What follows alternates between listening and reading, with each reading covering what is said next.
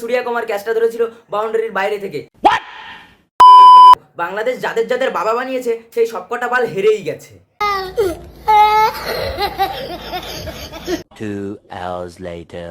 হে রাধে রাধে বন্ধুগণ, কেমন আছো তোমরা সবাই? আশা করছি তোমরা সবাই ভালো আছো। তো ভাই আমি আজকে আবার চলে এসেছি নতুন একটা ভিডিও নিয়ে। কিন্তু আগের ভিডিওতে বলেছিলাম আমি আর ভিডিও বানাবো না। তো ওই ভিডিওটাতে তোমরা কমেন্ট করেছিলে যে তুমি ভাই ভিডিও বানাও, তোমার ভিডিও অনেক ভালো লাগে। তো তোমাদের সেই কমেন্ট দেখে আমার মনের ভিতরে 105% জোর চলে এসছে। সেই জোর নিয়ে আমি আজকে আবার চলে এসেছি নতুন একটা ভিডিও বানাতে। তো তোমরা হয়তো থাম্বনেল দেখে বুঝে গেছো আজকে আমি কাদের নিয়ে খেলবো। যারা কিনা কাজের বেলা 0 আনা আর কথার বেলা ভাই 16 আনা। চলো বেশি ফাট না বকে আজকের ভিডিও শুরু করছি। যারা যারা এখনো সাবস্ক্রাইব করোনি সাবস্ক্রাইব করে দাও। কি করছো ওরা? সাবস্ক্রাইব করো, তাড়াতাড়ি করে সাবস্ক্রাইব করো। তো চলো আজকের ভিডিও শুরু করি। Let's start.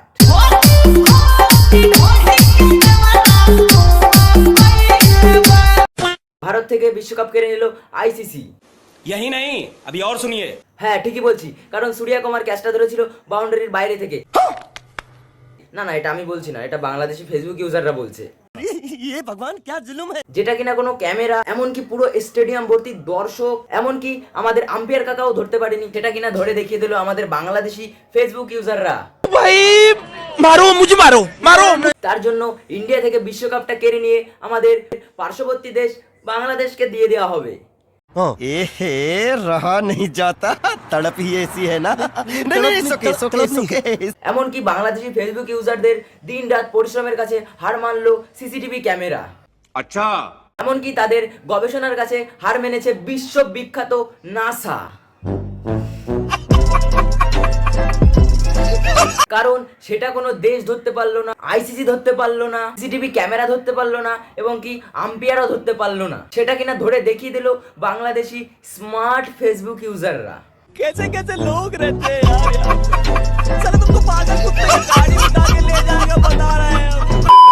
আর কিছুক্ষণ আগেই খবর পেলাম বাংলাদেশের এত সুন্দর প্রতিভা দেখে নেক্সট টুর্নামেন্টগুলোতে নতুন নিয়ম তৈরি হয়েছে।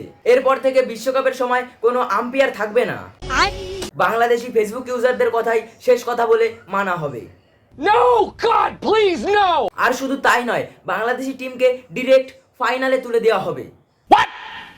কারণ তাদের যা লেভেল, তাদের সাথে অন্য কোনো টিমকে খেলানো মানে সময় নষ্ট। আর টচের সময় বাংলাদেশি টিমকে জিতে দিতে হবে, নয়তো বল টচই ক্যান্সেল। ये बाबूराव का स्टाइल है, तू ले। আর স্টেডিয়ামের মধ্যে দর্শকের সাথে সাথে কলা গাছ অবশ্যই রাখতে হবে, কারণ তাদের মানুষের সাথে সাথে কলা গাছেরও খুব প্রয়োজন।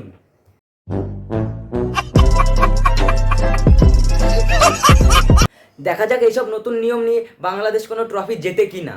আর তোমরা কিছু ভেবো না, এইসব নতুন নিয়ম নেওয়ার পরেও বাংলাদেশ যদি না জেতে তাহলে বাড়া পুরো ম্যাচটাই ক্যান্সেল করে দেওয়া হবে।